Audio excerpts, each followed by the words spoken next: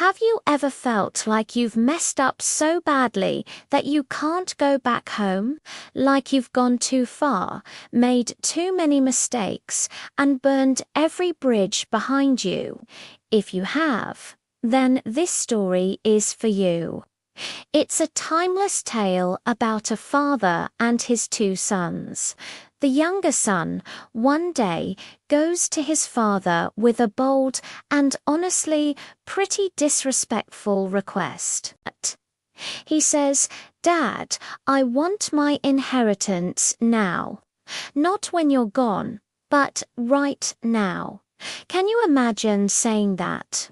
Essentially, he was telling his father, "You're worth more to me dead than alive." But the father, full of a love that's hard to understand, agrees. He divides his property between his two sons. And just a few days later, the younger son packs up everything he owns, cashes it all in, and takes off for a distant country. He's finally free. Or so he thinks. He has a pocket full of money and a heart full of ambition. He lives it up, throwing parties, spending lavishly, living a life with no rules and no one to answer to. It was the dream life for a little while. But money runs out, especially when you're not making any. And just as his last coin was spent, a severe famine hit the entire country. Suddenly, the party was over. He was broke, hungry, and completely alone. The friends who were so happy to celebrate with him were nowhere to be found. Desperate, he gets a job, and it's the worst job you can imagine for a Jewish boy feeding pigs. He was so hungry that even the slop the pigs were eating looked good to him. But no one gave him anything. This was his rock bottom. Starving, filthy, and filled with shame, he finally came to his senses.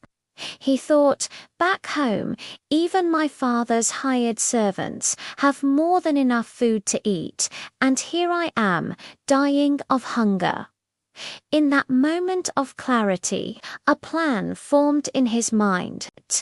"I will go back to my father," he decided, "and I'll say to him, 'Father, I have sinned against heaven and against you. I am no longer worthy to be called your son. Just make me like one of your hired servants.'" He rehearsed the words, filled with humility and regret. He wasn't asking to be a son again. He just wanted a job, a roof over his head, and a way to survive. So he got up and started the long, humiliating walk home. He must have been so nervous, replaying that speech over and over, wondering if his father would even let him through the gate. But while he was still a long way off, his father saw him. Think about that for a second. The father wasn't waiting inside, angry and bitter. He was watching, looking down that road, hoping, waiting. And the moment he saw his son, not a prince, but a broken, dirty figure in the distance, he was filled with compassion. He didn't wait for his son to grovel. He didn't wait for the rehearsed apology.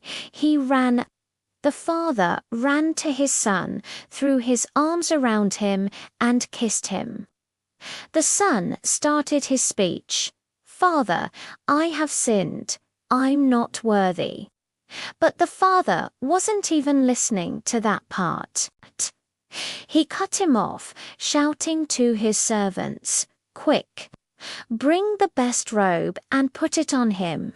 Put a ring on his finger and sandals on his feet. Bring the fattened calf and kill it. Let's have a feast and celebrate. For this son of mine was dead and is alive again. He was lost and is found. And the celebration began. The whole household erupted in joy. But not everyone was celebrating. The older son, who had been working faithfully in the field all this time, heard the music and dancing. He asked a servant what was going on and was told, "Your brother has come home, and your father is throwing a huge party for him." He was furious. He refused to go inside. His father came out and pleaded with him, but the older son was bitter. "Look," he said, "all these years I've been slaving for you and never disobeyed your orders. Yet you never gave me even a young goat so I could celebrate with my friends. But when this son of yours, who has squandered your property, comes home, you kill the fattened calf for him." The father's reply is so gentle, so full of love. "My son," he said, "you are always with me, and everything I have is yours. But we had to celebrate and be glad, because this brother of yours was dead and is alive again. He was lost and is found." This story shows us a love that doesn't make sense. It's a love that runs to us when we're at our worst, a love that celebrates our return, and a love that patiently invites us to the party even when we feel we don't deserve it, or when we feel someone else doesn't. It reminds us that no matter how far we've strayed, the door is always open, and a loving Father is watching the road, waiting for us to come home. Thanks for watching. If this story touched your heart, consider subscribing for more stories just like it.